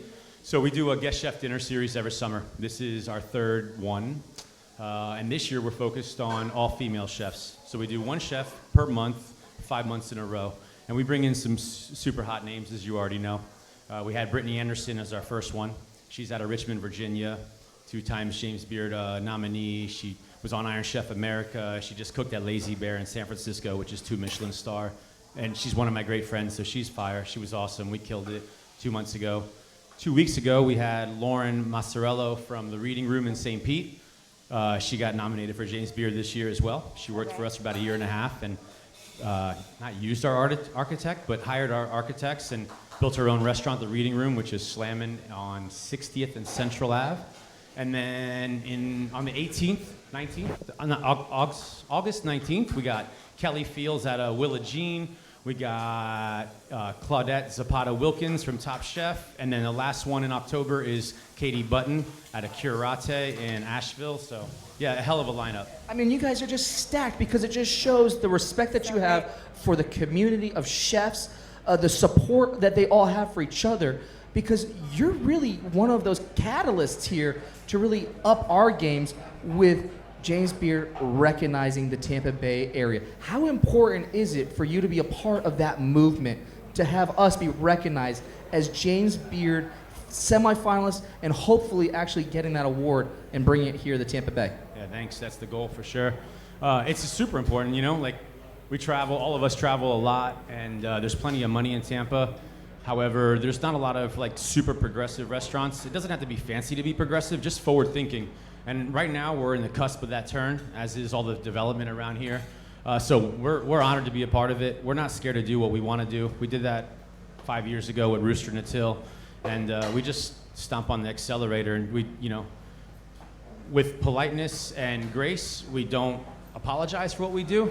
We just do what we want to do with an intelligent business sense and culinary sense and beverage sense. And thank God for the past 5 years, it's worked out well. And it sounds like you've got some exciting things to happen that are going to propel you even farther than 5 years, because you guys got, you know, the mini mart that's going to be open up soon. You guys got this the taqueria that was just announced. Like, these guys are straight up killing it right now.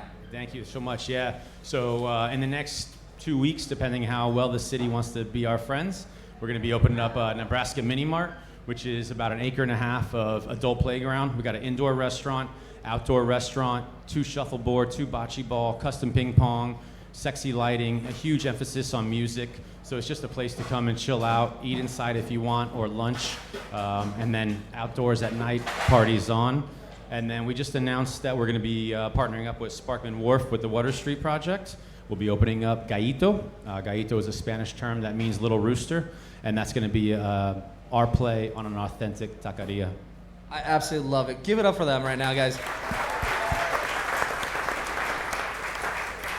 You know, and you guys have set the bar with just the experience. I mean, you know, from Rooster Natil to now, it's going to be this fun, you know, get the music, you know, playing, good music, just flowing, beers, drinks, the whole 9 yards. One of the things that I'll never forget, the first time I was ever in your restaurant, I had dinner, was your partner, Ty Rodriguez, because his eyes were all over the restaurant. I mean, his eyes were scanning. Not like in a weird, creepy manner, but it was like full on, I'm going to make sure that every single guest gets what they need. Is it water there? Is it the drink there? Where is the service going? I mean, the level of experience that you guys have brought and the level of professionalism that's being shown, I mean, handsomely. You guys are just straight up killing it. Thank you so much. Yeah, one of our things is like attention to detail. You know, Ty and I met, 14, 15 years ago now at Mise en Place. I was a young sous chef, and he got hired on as the general manager after moving down from New York. Marty's out there at the bar right now, who's like my big brother. He's on my Mount Rushmore too. Yeah, no doubt, mine as well. So yeah, we dialed in, you know, and I think that there's a lot of people that offer great beverages. There's a lot of people that offer great food, but there's not as many great people that offer a complete experience, you know, and I think that's what we really focus on. That's what really matters to us. We want it to be a true representation of us, however, taking ultimate care of you. And I think that's why we've done well, because we're super hyper niche focused and we're relentless. We don't sleep and we just go for it. So it's just what we do. It's what you guys do. Give it up, Rooster and the Till. Thank you, my friend. Straight up, they're doing it. And the one thing that's really important is that we this week are marking the end of the first round of these battles. We're going to go into the playoffs next week. Go backwards. Find those restaurants that were a part of this entire series, whether that's Rooster and the Till or Farmtable Cucina or The Mill or Park Shore Grill or so many others that have come through here. Support local businesses because they're out here doing the best that they can and having some fun with the food just as much as you guys are going to have fun with your second round coming up as well, which is the incredible dish that's being prepared from Rooster and Till with that crispy pork belly, that cornbread, and that spiced honey and pickled apple. So have some fun with that. We've got 12 minutes left on the clock. We're going to go check in on everybody here. And first off, we're going to go over to Jason. Jason, dude, your man just gave a lot of things that happen in the community. Just straight up killing it these days. How much does that influence you right now being in this competition? A lot, actually. You know, I've been doing this for only like 9 years maybe, so. Oh no. So you've been doing it for a while, 9 years of learning, seeing it all through. Yep. So then from there, we're moving around a lot. This is what live TV is all about. We're having some fun with it, and we're behind the scenes for it, so we got to go with it. What are you thinking right now, plate-wise? Because that's a huge component as well, being judged on presentation. Yeah. I'm thinking I'm not going to use those bowls over there. Not going to use the bowls, but we're going to be using something. But we're feeling good about where we're going with the plate on this one there. Matthew, what do we got over here? I mean, right now, you're just... What we have is not the best trust steak I've ever done in my life, but just holding everything together. I got a nice, turned my tuna, drained it for as long as I could to get all that nasty juice out of there. And then, yeah, just turned it into a nice little force meat, lined it in the middle, wrapped it all up, and hopefully it all tastes good. Hopefully it all tastes good. Now, what was the thinking behind it for you to really tie that meat to make it all uniform for anybody out there that's not knowing why you would do such a skill like that? To ensure that it cooks evenly, and then also when I slice it, I want it all to stay nice and round and hopefully look nice and presentable for the... It's that level of uniformity and being consistent with flavor and with the plating. Oui. I love it. It's that simple touch of oui. I'm having fun with that part. I might use that and weave that into my vernaculars now of oui. So we're going to have some fun with that one. Shout out next time. Just make sure I get a shout out. Every time, I'm just going to give the shout out. We're going to give that shout out. And we also would be remiss if we didn't give a shout out to Bank of America this evening as well. Is Bill in the room? Come on over here, Bill.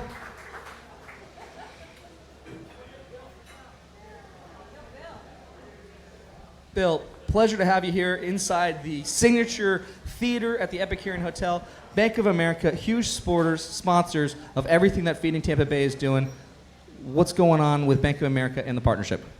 Well, you said it earlier, community. I mean, what Feeding Tampa Bay does in this community is amazing. And they've been doing it for a number of years, and they need the help of the community. And what a great way. You get everybody together, you have some amazing food. Look at the talent. The view is much better up here, by the way. This is really cool up here. You want to taste something? Were you kind of eyeballing something, Bill? And you were like, you know what? Like, that was your wife next to you, and your wife was there nervous that first round. Do you want to taste something? And be like, don't worry, honey, that you don't need to be nervous. Yeah, she was nervous. I was jealous because I wanted to taste all the food. But it's fantastic. Feeding Tampa Bay, they've been a great partner for a number of years, and you know, thanks to everybody here because you all understand it as well. You're here supporting them, and you're here supporting the community. thanks to Epicurean. Kevin, you guys, again, every year, this is amazing. It's an amazing event. And if you haven't been here, you're missing out because you got to come here. You got to come here, but you can also watch it. We've got so many viewers right now watching it too, and the level of the community coming together to amplify all measures of serving out this story for Feeding Tampa Bay. It's just incredible. I mean, we've got viewers all over the world right now watching this, seeing this, being a part of the whole process, and they get to do it all at home. But I don't think people understand just the food insecurity and what that means. And, you know, we're very lucky here. This is a great time. This is a great event. But not everybody's able to do this. And to do that, and text the number. I did. I'm hoping I win your event. Well, thank you. Come to the house, but make sure you go do this. Text it. $25 may not seem like a lot, but $25 said it buys a meal. That's a big deal, and so do that piece of it. Every little bit matters, and you all can make. Everybody in this room can make a difference. Everybody who's watching this live, or wherever you are, text and win. It's a great opportunity. Even if you don't win, the community wins, and that's a big deal. It's a huge deal, and thank you so much for that, my friend. Thank you. Give it up for Bill. And that's right, everybody. You can be a part of this at home. Again, text PLATE to 74121. A minimum donation of $25 will get you incredible opportunities for some great prizes that we've gone over and listed.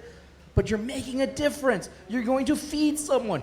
You're bringing together the community to find great food, healthy alternatives for Feeding Tampa Bay to serve out their mission in the 10 counties. This incredible series, our goal is to bring awareness and bring meals for 750,000 meals to be served. 750,000 meals to be served. And it takes all of you watching to also be a part of this process. Dollar for dollar match up to $50,000 from an anonymous donor. If you are watching, please follow up with me offline. I want to meet you. I want to thank you. And I want to thank everybody that's already donated from the bottom of my heart. And for everybody that's on the fence with doing it, go do it.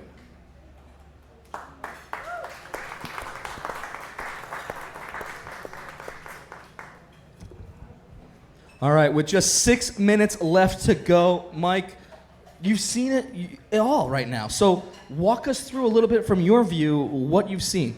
All right, so I'm not going to lie. As soon as they opened up the tuna fish, it smelled like a hockey locker room. It was disgusting. Seriously, it wasn't like right? And then I kept staring at the meat and wondering why there was 17 minutes and the meat was still there. But they did it, man. It smells delicious now. And I can't imagine the combination, but I'm very much looking forward to it. It's an intriguing combination. It really is. But we're going to just see those come alive on the plate. Tracy, your daughter was out here. She looked excited. I let you guys just have a little mother-daughter time. Just kind of tap in and just say, hey, Mom, what's up? Because it's important to be able to have that. So you got your 2 kids here right now. Everything okay with them? Yeah, they're great. Hey, guys. They're now upstairs in the hotel room watching this. Yeah, they're little foodies. They eat it all, They ate it all. What's the dish that you love cooking for them? What's the dish that they love to be cooked from you? Oh, they love my meatballs.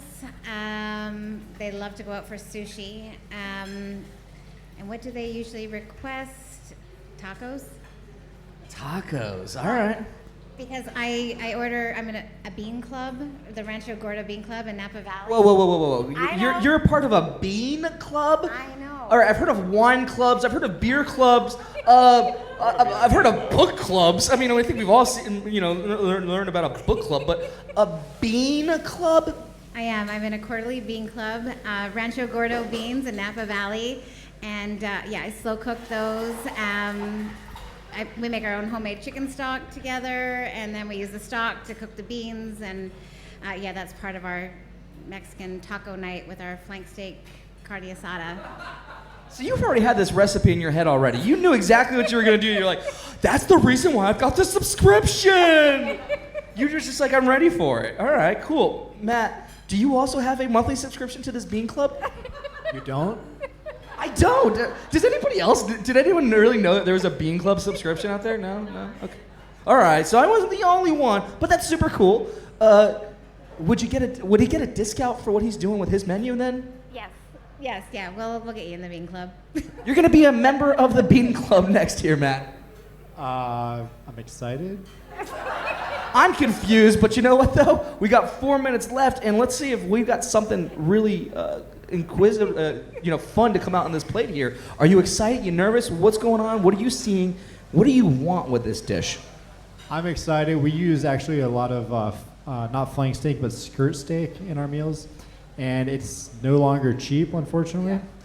And the reason is it has a lot of fat on it, which actually provides a lot of flavor. So the flank steak is similar. It's not quite as tender, but it's still a good cut of meat. I would prefer to leave the tuna fish out, but if they have to include it, I'm really hoping they do something well with it. So if that was on your menu, what would you do with the tuna fish? The wheels are spinning. I know that they are. I mean, you just don't kind of come overnight and just say, boom, hundreds of recipes. This is a process. So the wheels are always spinning in that process. What would you do with that tuna fish? Probably go in the garbage. No. Into the garbage. We don't want to hear about that one. We got to make sure we enjoy these ingredients. There's a food insecurity here, my friend. We can't just throw it away. We got to be able to use it and use it right. So, what would you do with it? Okay. No, I wouldn't go in the garbage. I'd probably donate it to Feeding Tampa Bay. I'm sure they can make good use of it. Or I'd try to maybe do a roll where you put stuff it inside the steak, some seasoning and some other mixture, make some type of a stuffing out of it. Almost like a steak roulade or something like that? Yeah. All right, very cool, very cool. And I think that's almost kind of what we've got over there with Farmtable Cucina. He really kind of put the trusses together, took the kitchen string, and really kind of made something so it would be uniform in cooking. So maybe we could have that. Mike, right now, you are the top in all of the demographics of radio. You know, for those now with new advancements in technology, podcasts coming out, and the change, how much does that influence where you go with some of your production? The Bone TV has added a layer of excitement between, having that visual component. How much is it evolving that you're seeing and being a part of that? Yeah, social media has definitely brought a different platform to radio. No one really thought about seeing radio, and the fact that most people are enjoying the show through a smartphone or an iPad or some other device, we were able to bring video as well. And we do a lot of great things in the studio that people get to watch, a lot of celebrity interviews, a lot of stunts, and it's actually been very helpful to us, and also a worldwide audience because now all of it's on the internet. It's the truth because, I was fortunate enough to be there in studio, and again, thank you so much for having me there today. I had so many people that are out of market, could not listen to 102.5 The Bone, but they could go to The Bone online and they could watch the entire interview. They were able to watch all of the video segments that Joey put together for it. And it's just truly, the evolution is upon us now, and it's just a new way to enjoy this medium. Yeah, and this next generation of kids, they don't even know what a TV or classic radio is. I'm in radio and I don't own a radio, so it's good that we've already been a little bit ahead of the curve. It truly is, and you guys are just straight up killing it within this market for doing things that are outside the box and different. And we've got 45 seconds that we've got some outside the box, different ingredients coming alive on this. You guys feel good. You guys feel ready. You guys are already plating. You guys already have the food done. We're going to give them a countdown at the 10-second mark. These look stunning, by the way. How good do you feel now with that reduction? It's all right. It's all right. Not as salty anymore? No, it's still salty. It's that little bit. So we're going to make sure we get that countdown coming up here at that 10 mark. Final words. I don't really have any. Cool, because we're going to go straight to the countdown. All right. 9, 8, 7. My producer and video guy. 4, 3, 2, 1. Time's up. Plates up. Away from the stations. What an awesome showing here with these two ingredients. Flank steak, tuna. We already started off with Jason with Rooster in the first round. Let's go. Matthew, bring your plates over. We're going to have these judges score you for creativity, presentation, and of course, flavor. They look beautiful, my friend. Absolutely beautiful. What did you do? What did you cook? Describe the dish. So on the bottom, I got a yogurt sauce, nice, cool, creamy. I'm gonna restart this. Restart. Shake it off. Shake it off. Okay, good. Got it. It's live. It's good. Been like cooking like. I know you get into that. It's hard, isn't it? It's hard to really kind of like jump in.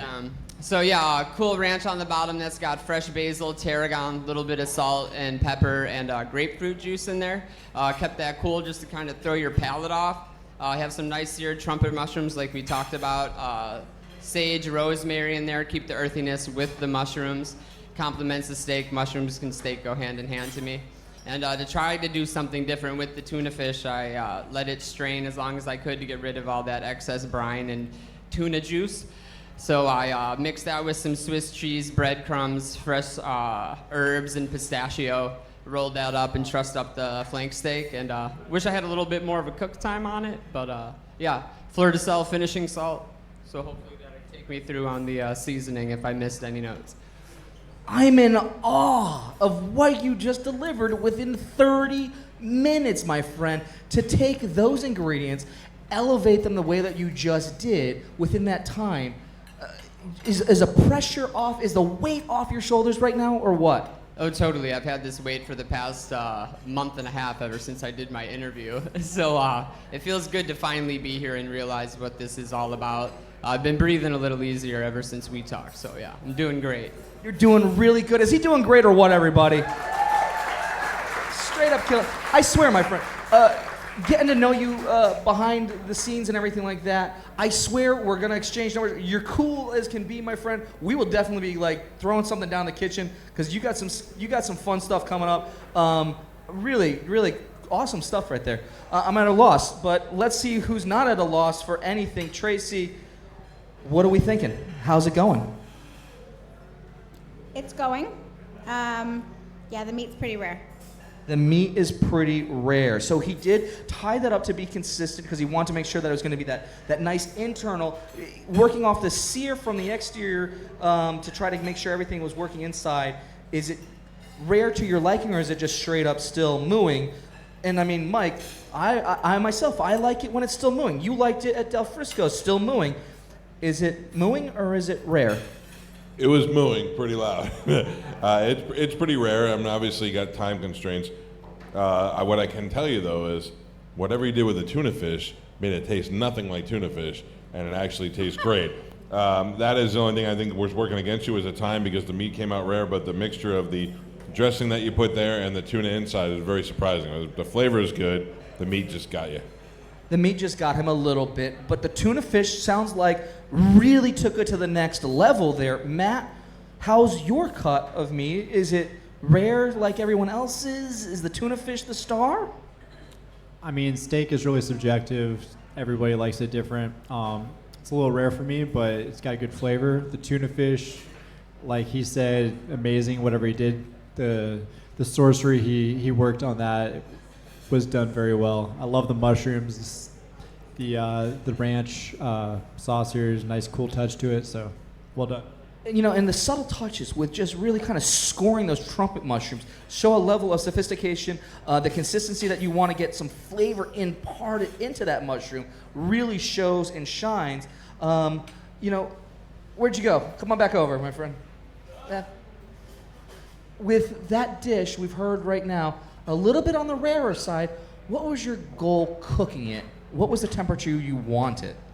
Definitely medium rare, medium. You just got to hit that spectrum that lends itself to this cut of meat, which can be tough to cook with, especially in this amount of time. But yeah, I mean, at least it was consistently rare. So the trussing did a great job. It's consistently rare. The trussing worked. You know what? I had the same issue with MasterChef. I had that with salmon. I was given 10 minutes to cook a dish, and that for me was the toughest thing. I had to cook a salmon, and you just didn't have enough time for that to really get to what I want. I wanted it cooked a little bit more on the rare side for that salmon, but it was, for me, I just caught it from the sea. But we're gonna make sure that this is gonna be something. Who knows? That tuna looks like it really stood out, though. Sure did.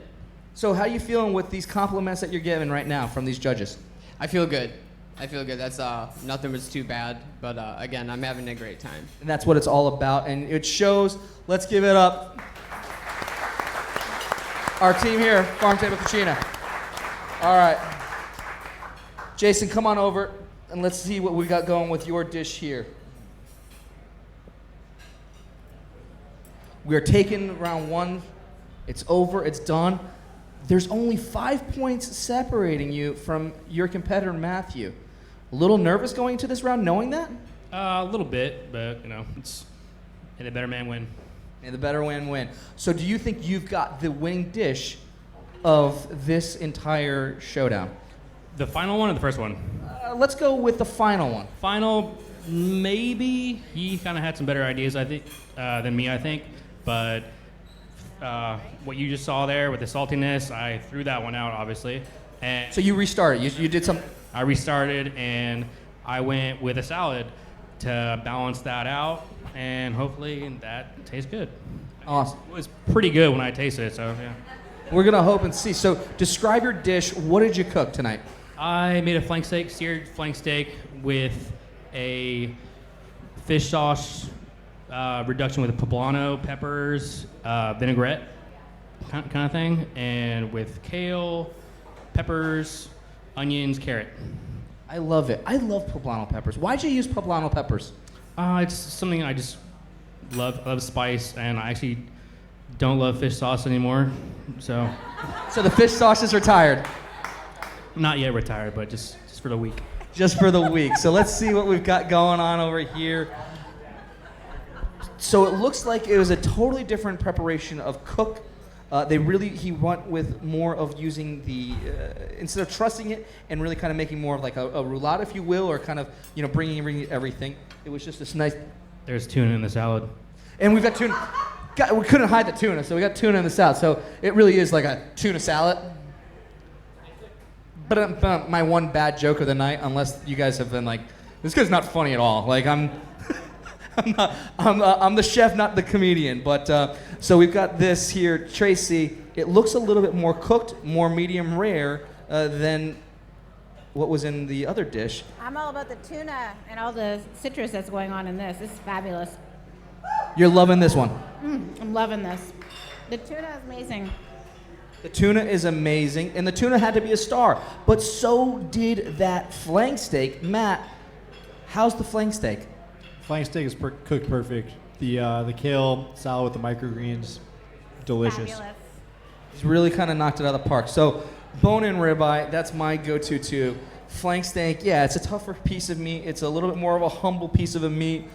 But was it elevated to what your experiences of a great steak are? It tastes delicious. It's cooked very good.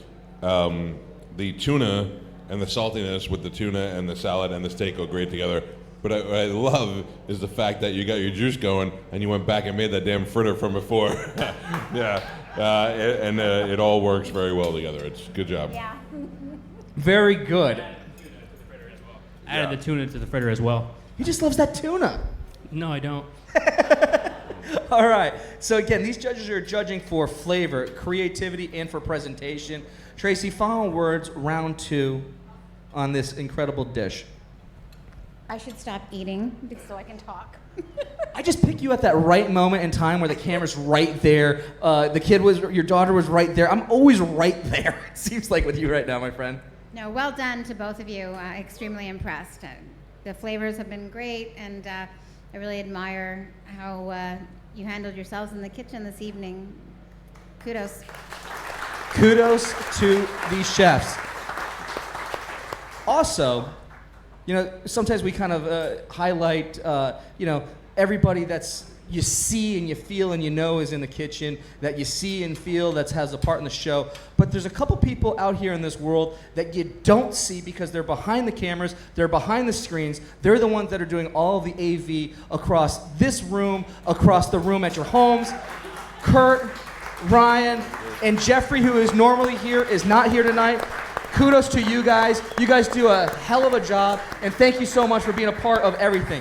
This whole year, we have really just changed the stakes in all of Epic Chef Showdown. We've brought in a more theatrical feel to it there. The Identity has been a great partner with all of this, with the media side of it, and Kurt and his team have just really amplified all of that to make it a cohesive unit. So to everyone a part of this whole thing, kudos. Round one is in the books. Round 2 in the books. We're going into the playoffs. One of these dishes is going to be going through. One of these chefs is going to continue on this journey. Both of you, too, come on over on my side for me, please. These judges, again, scoring, flavor, creativity, and presentation. Join me on my other side here, too, please. You guys? So, if you go on in this journey, not only do you get the title of Epic Chef, but you might be a little bit richer. You might have $5,000 in your pocket. What does that mean to you right now? A new golf club set. A new golf club set. All right, so if you're playing with a golf club set, what are you playing with? What's the style? What's the brand that you want? Well, I stand on the wrong side of the ball, first of all, and I'm going Titleist AP2s all day. So you've got this already down on the bat, like you're already pre-planning, having that confidence, having that ability to say, I need to get from step 1 to step 2, because when it's step 3, I'm out on the 18th hole having fun. Absolutely. I also need AC in my car. That's really great. You need AC in the car, so that could go a long way. So what does it mean to you to be a part of a night like this? Really awesome. I thank Rooster and Till for giving me this opportunity. And yeah. So cool. Very cool. Very excited to see if you continue on this journey. But your competitor here is also put up some incredible dishes. So what would you do if you won $5,000 in the title of Epic Chef? Get over this last hurdle that is student loan debt. So that would be amazing. It seems to never go away, right? Everyone's clapping because you're like, no student loans. I know, I'm in that same boat too. Many of us have been in it. Every dollar goes a long way. Totally does. Yeah. So where'd you go to school? What did you get a degree in? I went to Johnson & Wales Culinary School. Not for everybody. I mean, I get it, but it was definitely something I needed to do at the time. And really going out there and disconnecting and finding out what it is to actually be a chef totally just ignited something in me and really made me chase everything that I'm doing right now. And you've been on an incredible path. I mean, the skill set that you've learned from Johnson & Wales. Did you go to the one in Providence? No, Denver, Colorado. Denver, Colorado. So you've had a little bit of experience from all over the U.S. and even into Canada there, with seeing so many trends happening inside Canada, the Buffalo area, seeing such a growing scene in Denver. How does that relate to where we're seeing things happen in the Tampa Bay area? Really, I mean, coming back here was definitely a big family choice, but also it was the seafood. I mean, Denver was great, but anything fresh is getting overnighted. So it was great to come back to where I started all of this and just really get back to what I was chasing in the beginning, you know. And ultimately, shake up the magic 8 ball, look down, from the 50-yard line, whatever kind of analogy you want. Where do you want to go in your career, and what's next? I mean, next is just really Farmtable's been great to me. So, I mean, this is what I'm doing right now. It's what I'm invested in. We got some new things thrown at us this year, and it's our second year adding all the new seats and all that, so we got a really busy season. But, I mean, end goal, obviously, definitely have my own place or something one day, so nothing too big. But that could also change as well, just like this industry. That's why I'm here. I really have no idea. Just trying my best every day. That's awesome. Trying his best every day. Give it up. Now, the other thing, while these judges are scoring everything, I'm so partial to sous chefs. And the reason why I'm partial to sous chefs is that, the chefs sometimes get the accolades and they get all of the hoorahs, but it's those sous chefs that are like, hey, this is my time to shine. This is my moment. I can go to that next level with just one good dish. Do you believe that same philosophy? Maybe if I was a sous chef. So where are we going? What are we doing? Shake up that magic 8 ball too. Looking down the pipe, what would you want to continue on in this Epic Chef battle, this showdown, and where do you think it might lead you? Where it would lead me, it would definitely lead me get my name out there for sure, and I would probably even be able to go anywhere, but right now I'm with Rooster and Till, and don't think I'm leaving anytime soon. And with a dish that we don't know which one was only 5 points apart, close round 1. Round 2, it really came in of who was going to take it. Could it have been that one who sets themselves apart with 5 points advantage? Could it be, maybe the steak was a little too rare? Who knows what's going to happen? But we do have some scoring judges results here to work with. Whoa. Whoa, whoa, whoa, whoa, whoa. Whoa. This has never happened before, guys. We have someone coming. No, something even cooler. A come from behind win. They lost in round 1 by 5 points and came out with just 1 point ahead. Drum roll, please.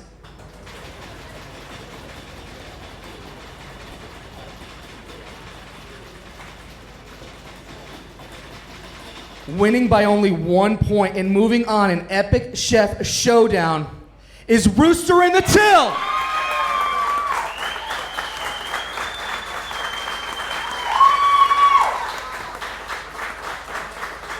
Now, Matthew, there is absolutely no loser in any of this. You have shown such technique, such finesse, a love of family. Just awesome. I'm very proud of seeing what you've been able to do. You've stood out within the 4 weeks here with your skill and ability. Everybody in this room, please give it up.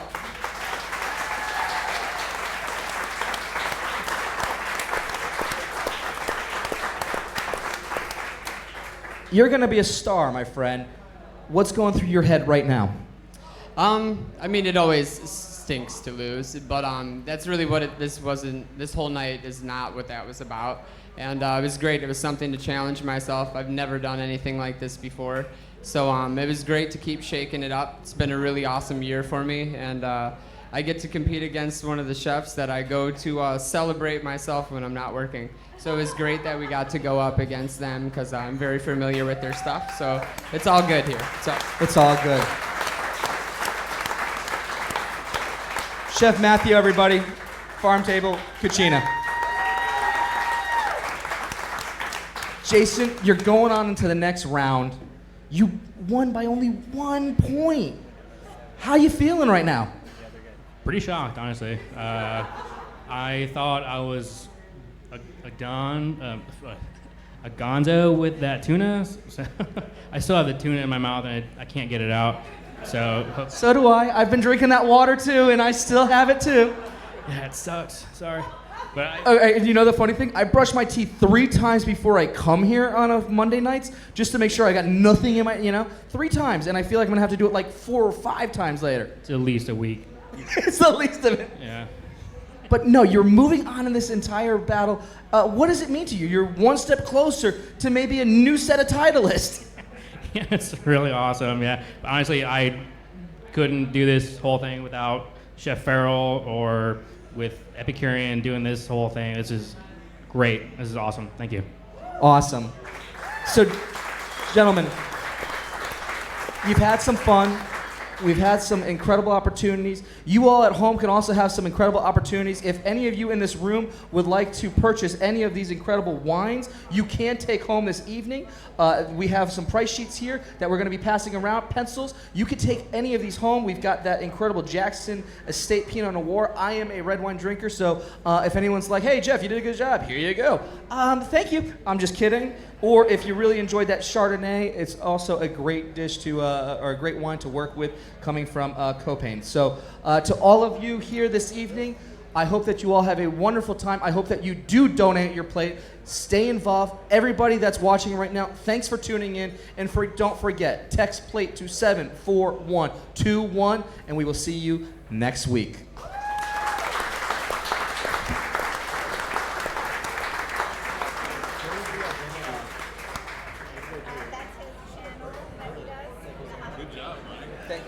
Thank you guys. You guys have fun? That was so fun. Good. Awesome. Thank you. Could you actually get a picture of this? Of course.